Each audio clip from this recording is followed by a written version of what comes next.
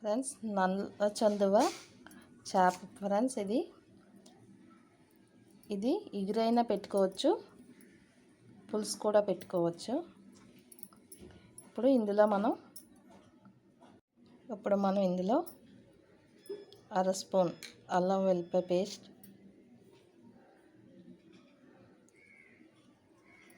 2 spoons కారం. చేపల పులుసు కొంచెం కారం ఎక్కువ ఉండాలి ఫ్రెండ్స్.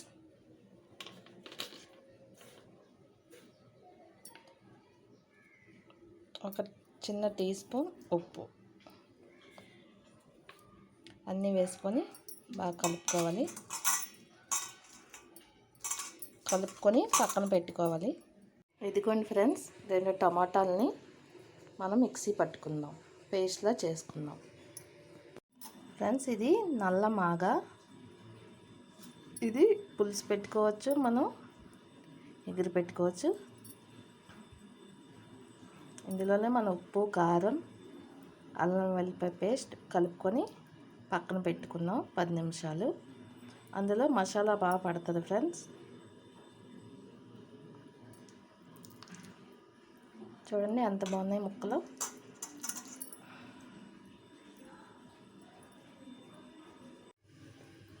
ఫ్రెండ్స్, ఇందులోనే మనం ఒక 3 స్పూన్స్ ఆయిల్ వేసుకోవాలి.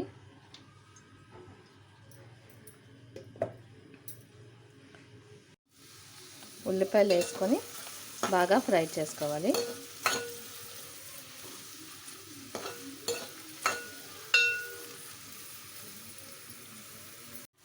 ఉల్లిపాయలు బాగా ఏగిపోయి కదా ఫ్రెండ్స్, ఇందులోనే మనం టమాటా జ్యూస్ వేసుకుందాం.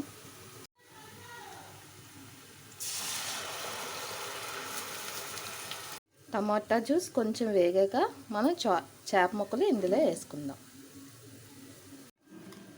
ఆ చేప ముక్కలకి మనకి నిమ్మకాయ సైజ్ అంతా చింతపండు సరిపోతుంది ఫ్రెండ్స్. మనం రసం తీసుకుందాం. చూడండి ఫ్రెండ్స్, టమాటా బాగా వేగిపోయింది కదా. ఇప్పుడు ఇందులో మనం చేప ముక్కలు వేసుకుందాం.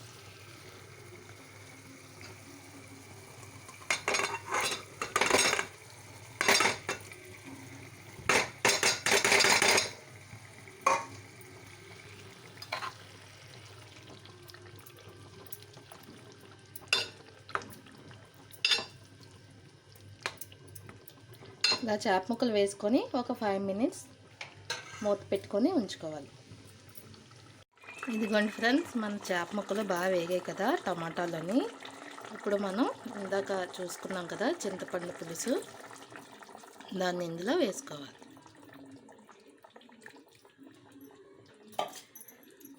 వేసుకొని బాగా కలుపుకొని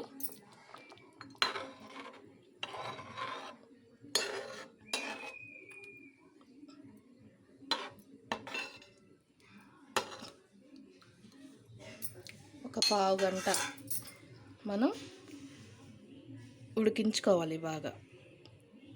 ఇందులోనే మనం కొంచెం కొత్తిమీర కూడా వేసుకోవాలి.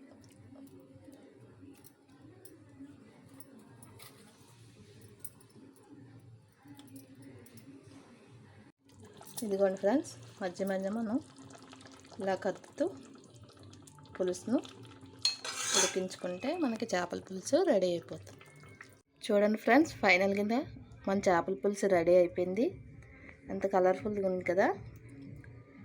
ఏమైనా డౌట్స్ ఉంటే కామెంట్ చేయండి, షేర్ చేయండి, సబ్స్క్రైబ్ చేయండి, లైక్ చేయండి.